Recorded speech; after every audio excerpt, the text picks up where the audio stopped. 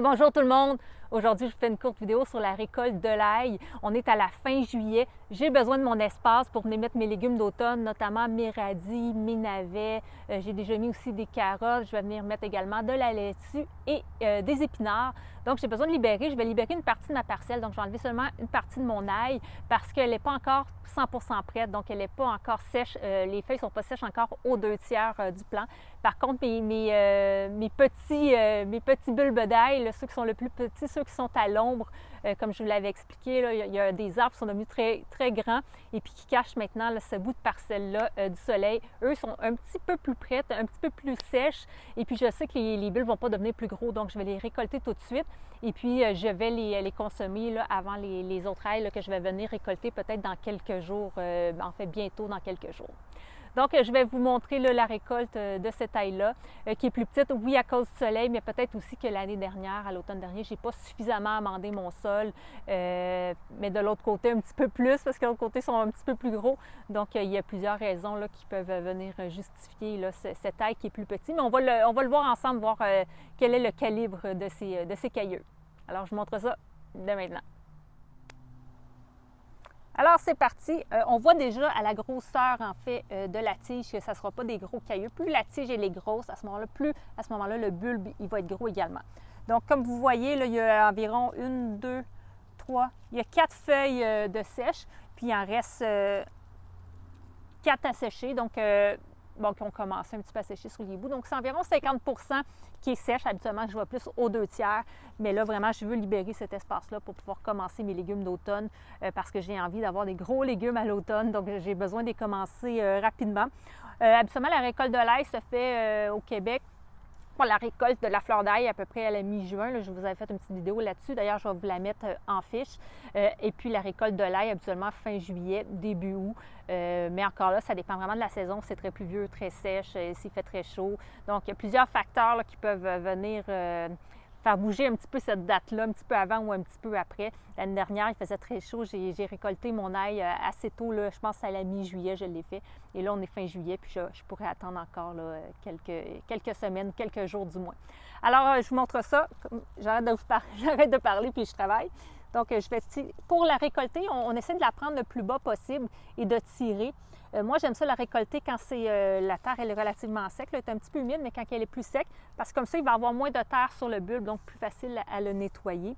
On le prend à la base et on tire sans essayer de briser. Il ne faut pas briser la tige.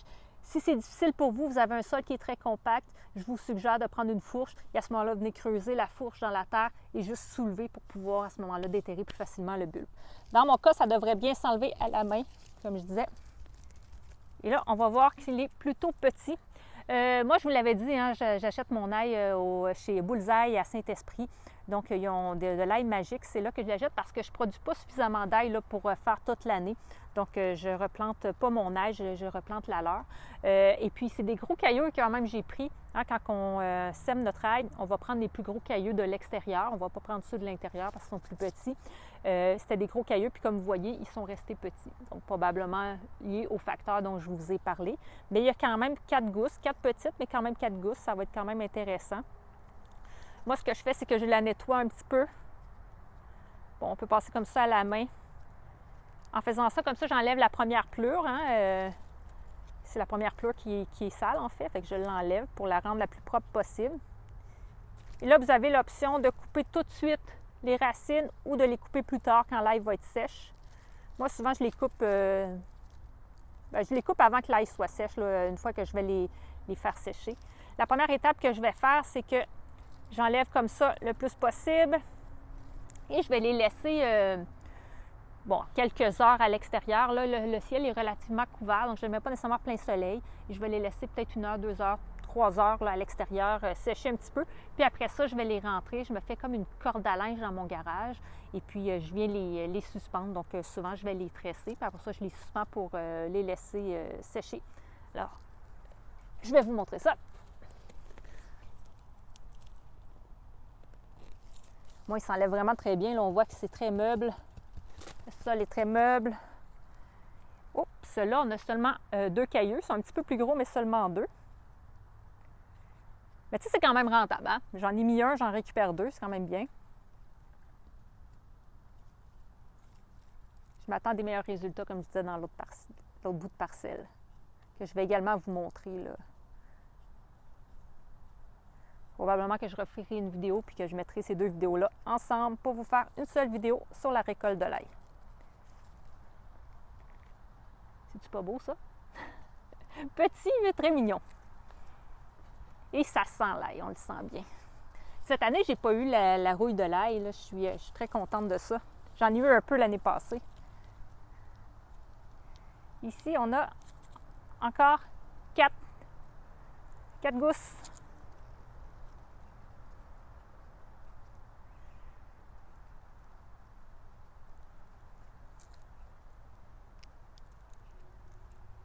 Je parlais que moi, je la fais sécher dans mon garage. Vous pourriez aussi la faire sécher dans un cabanon. Si vous avez un balcon couvert à ce moment-là en dessous, à l'extérieur, il n'y a pas de problème. C'est juste qu'il faut qu'il soit couvert parce que s'il pleut, c'est sûr qu'à ce moment-là, ça ne va pas aider à sécher, là. Hop là. Une autre 4 gousses. Je pense pas mal ça que je vais avoir. Moi, j'avais pris mon ail musique, j'avais pris des formats moyens. Je n'avais pas pris les plus gros formats. J'aime bien avoir des formats moyens. Je trouve que des grosses gousses, ça ne sert pas vraiment à grand-chose parce que ça m'en fait trop pour un repas. Mais je pense que je vais peut-être l'essayer l'année prochaine là, avec des plus grosses, des plus gros cailloux d'ail, voir qu'est-ce que ça va donner sur ma production. Mais je prends des moyens habituellement.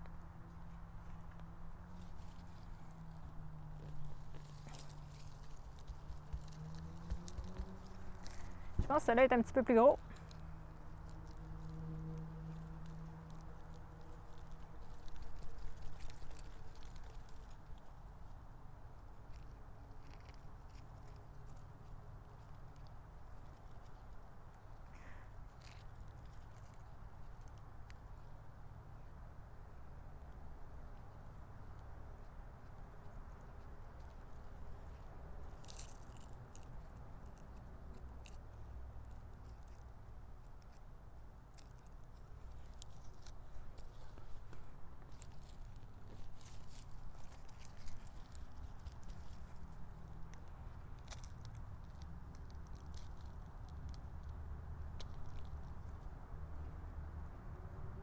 Ce que j'ai mis pendant la saison, en fait, l'ail, ça n'aime pas vraiment le fumier, du moins pas le fumier frais.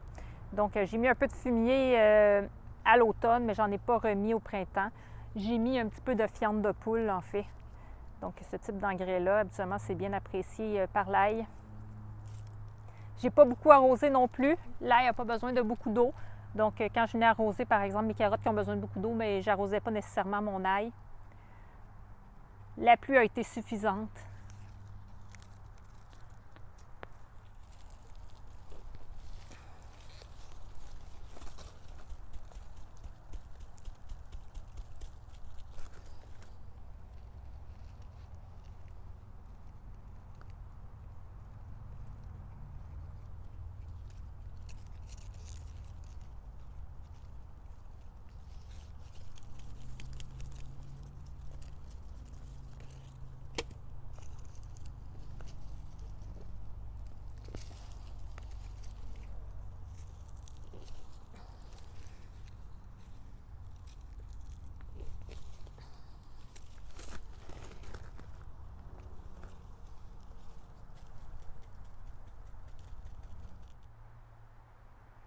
Alors, je vais les laisser sur ce support pendant 1 heure ou 2. Ce qui est bien avec un support comme ça, c'est que ça laisse passer l'air. Donc, ce qu'on peut faire, si vous les laissez sécher carrément à l'extérieur, vous avez un support comme ça, c'est de venir tourner les gousses là, à tous les jours à ce moment-là pour vous assurer qu'il n'y ait pas un pourrissement en dessous. Donc, moi, je vais les laisser là peut-être 2-3 heures là, maximum aujourd'hui. Les laisser sécher un petit peu. Par la suite, je vais venir couper les racines et je vais les rassembler là, pour pouvoir les mettre à sécher dans mon garage. Donc, comme vous pouvez voir, j'ai dégagé cette partie-là. Je vais venir y mettre du fumier, du compost, bien mélanger le tout et je vais venir y semer probablement mes légumes racines ici, donc mes navets, mes radis. Parce qu'en fait, les laitues et les épinards peuvent attendre encore un peu. Il fait encore chaud. Donc, comme vous pouvez voir, là, il y a ceux-ci que je n'ai pas encore récoltés. Donc, j'en ai récolté seulement une partie. Mais on peut voir, j'ai récolté les plus petites. On peut voir qu'elles sont plus grosses, celles-ci. Donc, les bulbes devraient être plus gros, les bulbes d'ail. Donc, on voit que ça donne des meilleurs résultats ici. Mais elles sont...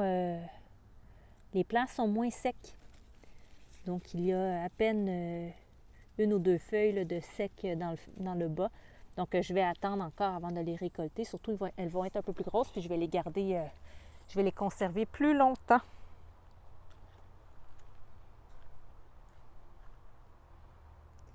Donc, maintenant, je vais venir, je les ai laissés peut-être 2-3 heures là, à l'extérieur, sécher un peu.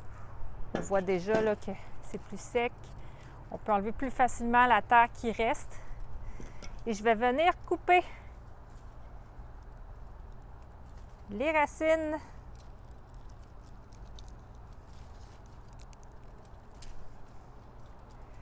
au bout.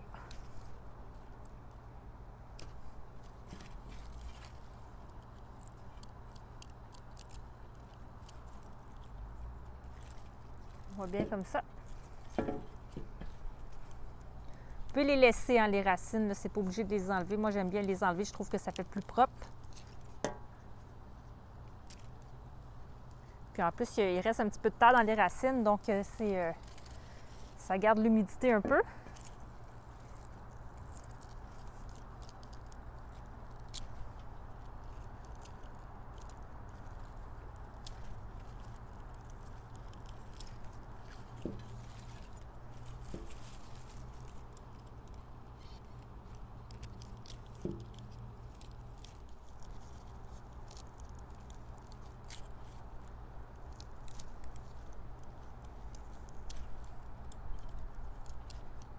Et voilà. Donc maintenant, ce qu'on fait, c'est qu'on prend les trois premiers plants. On va faire une tresse avec. Je ne sais pas si vous savez tresser. Si vous savez faire, ça va être plus facile. Sinon, je vous montre.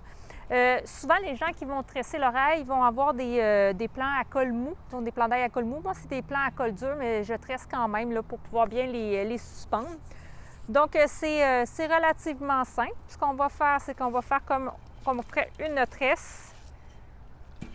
Comme ça, si vous ne savez pas comment faire une tresse, hein, je suis sûre qu'il y a des super bons tutos sur YouTube. Donc, on va commencer la tresse.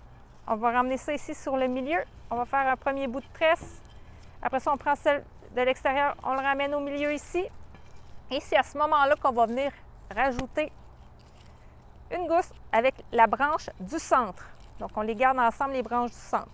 Donc, on continue. On amène celle de l'extérieur vers l'intérieur.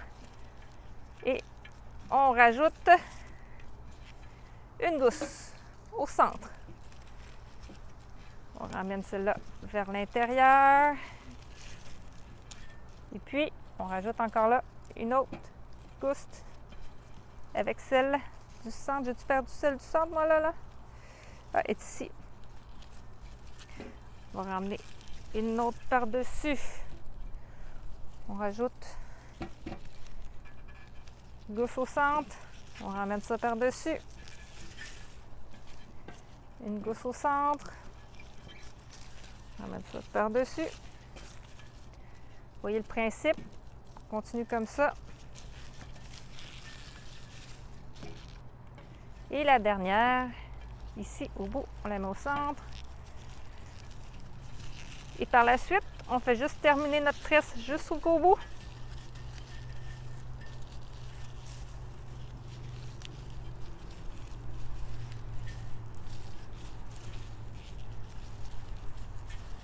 Là, c'est pas parfait au bout. On voit là, que c'est pas... J'aurais pu bien les placer pour bien les tresser, mais c'était pas nécessaire dans mon cas parce que c'est pas pour l'esthétisme que je le fais, c'est vraiment juste pour les garder ensemble pour les faire sécher. Donc, je m'attends pas, je vais pas laisser ça en belle tresse après pour me fournir. Moi, ce que je vais venir faire, une fois qu'elle va être bien sèche, je vais venir les couper environ ici, cette hauteur-là. Donc, je laisse quand même un bon petit bout. Puis après ça, je les mets là, dans un plat dans ma cuisine. Pour les conserver. Puis quand j'en ai besoin, j'ai juste à me servir.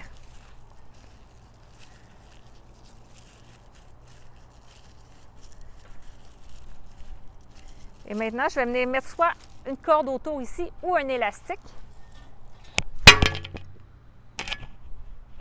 Et je vais les suspendre comme ça sur un type de corde à linge dans mon garage. Donc, c'est de cette façon-là que moi, je les fais sécher. La tresse ici en haut, elle est belle, mais en bas, j'aurais pu faire mieux. Hein? Mais c'est pas ça l'important. Et voilà.